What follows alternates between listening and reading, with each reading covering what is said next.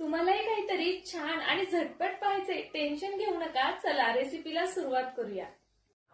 तुमच्याकडे जर मुठभर भेंडी असेल ना, तर नक्कीच तुम्ही ही रेसिपी 2 जणांसाठी करू शकता. बघा, मस्त गरम गरम तेलामध्ये ही मुठभर भेंडी सोडून तर पहा, काय भन्नाट रेसिपी तयार होते खरंच. त्यासाठी आपल्याला भेंडी हवी आहे. पहा, इथे मी छान लांब लांब भेंडी घेतली आहे. जर लांब नसेल, छोटी छोटी असेल तरीसुद्धा चालणार आहे. आणि खूप जास्त नाही, फक्त मोजून 6 भेंडीची ही मी रेसिपी तयार करते. त्यासाठी आधी भेंडी छान स्वच्छ धुवून घेतली, कॉटनच्या कपड्याने पुसून घेतली. त्यानंतरनं अशा पद्धतीने भेंडीची मागची पुढची बाजू काढून घेतली. बघा, इथे मी संपूर्ण भेंडी अशा पद्धतीने कट करून घेतली आहे. जर लहान असेल भेंडी तरीही चालणार आहे, कारण आपल्याला हिला कटच करायची आहे. तर पहा, व्हिडिओमध्ये दाखवल्याप्रमाणे तुम्ही सुद्धा भेंडी कट करून घ्या. आता इथे भेंडी मोठी आहे म्हणून मी एका भेंडीचे 3 तुकडे करते. जर भेंडी लहान असेल तर एका भेंडीचे 2 करा, किंवा खूपच लहान असेल तर एकच भाग केलात तरीसुद्धा चालणार आहे. अशा पद्धतीने इथे मी संपूर्ण भेंडी कट करून घेतली. आता बघा, व्हिडिओत दाखवल्याप्रमाणे आपल्याला ही भेंडी कट करून घ्यायची आहे. पाहू शकता तुम्ही, या पद्धतीने कट करायची, म्हणजे एक भेंडी 6 भागांमध्ये डिवाइड होईल. पाहू शकता अशा पद्धतीने. आणि अगदी खालीपर्यंत अशी कट नाही करायची, थोडीशी जागा खाली शिल्लक ठेवायची आहे. इथे मी ही संपूर्ण भेंडी अगदी याच पद्धतीने कट करून घेणार आहे. यापूर्वी कदाचित तुम्ही ही रेसिपी केली नसेल, आणि जेव्हा कधी तुम्ही ही रेसिपी कराल ना, तेव्हा खरं सांगते, तुम्ही आठवड्यातनं एकदा तरी किंवा जेव्हा जेव्हा तुम्ही भेंडी आणाल ना, तेव्हा थोडीफार भेंडी या रेसिपीसाठी नक्कीच अशी राखून ठेवाल. खूप छान लागते आणि पावसाळ्यामध्ये तर प्रत्येकाने करायला हवी अशीच ही रेसिपी आहे. तर पहा, इथे मी संपूर्ण भेंडी अगदी पटपट अशा पद्धतीने कट करून घेतली. चला आता पुढच्या कृतीकडे वळूया. थोडंसं मीठ घ्यायचं एका प्लेटमध्ये. त्याचबरोबर अगदी थोडीशी हळद घेतली. सोबतच थोडी धना पावडरसुद्धा घेऊया. लहान चमच्याने 1 चमचा धना पावडर घेतली आहे. त्यानंतरनं आवर्जून मॅगी मसाला घ्या. जर मॅगी मसाला नसेल तर पावभाजी मसाला किंवा चाट मसाला वापरलात तरी चालेल. सोबतच तिखटासाठी आपण लाल तिखटाचा वापर केला आहे. आता हे सर्व मसाले छान हातानेच एकजीव करून घेऊया. अशा पद्धतीने मॅगी मसाल्यामुळे या पदार्थाला खूप छान चटपटीत अशी टेस्ट येईल. जर तो नसेल तर चाट मसाला वापरू शकता, किंवा आमसूल पावडर वापरली तरीसुद्धा चालणार आहे. बघा, व्हिडिओमध्ये दाखवल्याप्रमाणे आपल्याला या भेंडीमध्ये हा मसाला भरून घ्यायचा आहे. भरायचा म्हणजे अगदी हाताने आतपर्यंत नाही, अशा पद्धतीने भेंडी थोडीशी दाबायची पाठीमागच्या साईडनी. आणि बघा, अशा पद्धतीने मसाला टाकायचा आहे. थोडा वरतून असा टाकला की व्यवस्थित सगळीकडे तो लागला जाईल. आतमध्ये मसाला लागला गेला ना की तिची चव कितीतरी पटीने बदलणार आहे.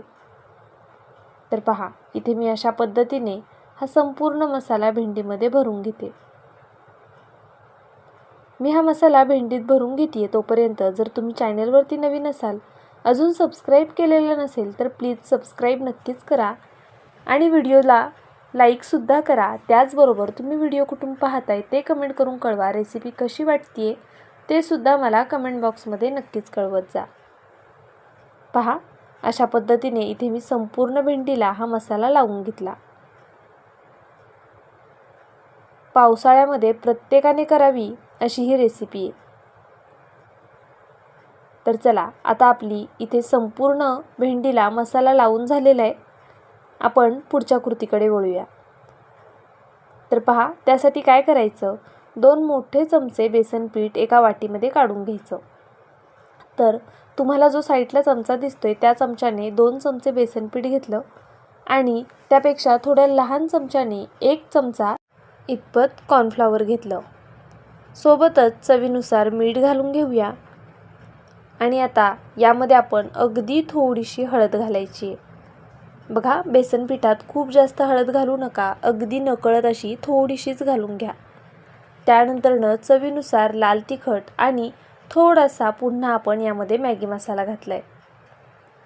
आपण सुरुवातीला मॅगी मसाला वापरला आहे, त्यामुळे नंतर थोडा कमीच घाला, नाहीतर मग हा पदार्थ खूप आंबट लागेल. आता यात मी थोडीशी कसुरी मेथी घातली, सोबतच एक लहान चमचा इतपत ओवा घालून घेतला. तुम्हाला आवडत असेल तर तुम्ही यामध्ये पांढरे तिळाचा सुद्धा वापर करू शकता. आता हे सर्व जिन्नस छान असे स्पूनच्या साहाय्याने मिक्स करून घेतले. अगदी थोडं थोडं करून यामध्ये पाणी घालूया.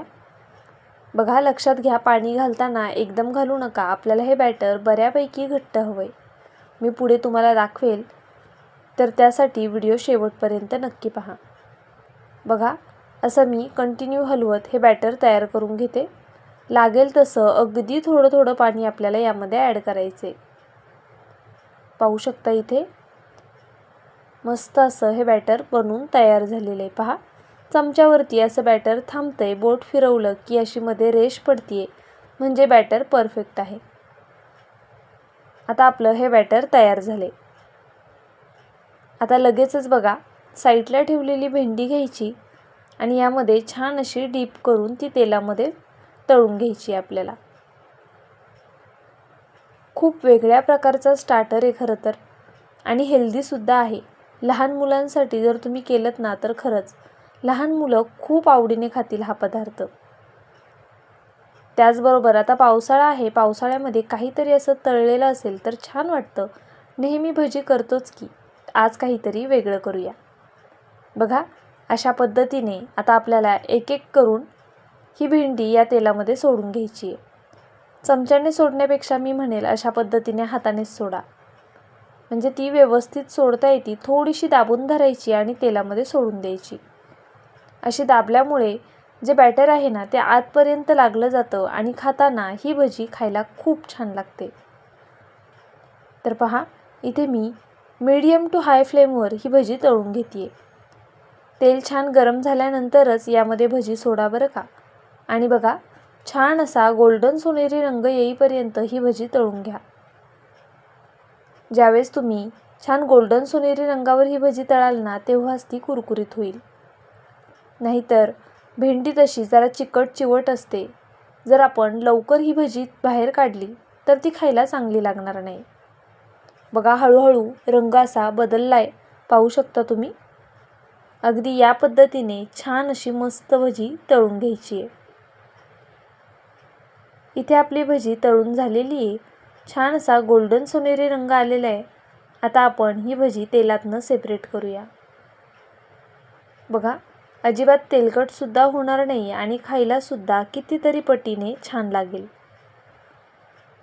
संपूर्ण तेल निथळून इथे मी ही भजी प्लेटमध्ये काढून घेते. ही भजी तुम्ही चहासोबत खाऊ शकता किंवा कोणत्याही प्रकारच्या चटणीसोबत, मेयोनीजसोबत किंवा दह्यासोबत सुद्धा खूप छान लागेल. आपण यामध्ये मिरचीचा वापर केलेला आहे, त्यामुळे तिखट चटणी केली नाही तरी चालणार आहे. बघा, इथे मी प्लेन दही घेतलं आहे, वरतून थोडीशी मिरची पावडर टाकलेली आहे आणि या दह्यासोबत आता ही भजी आपण ट्राय करूया.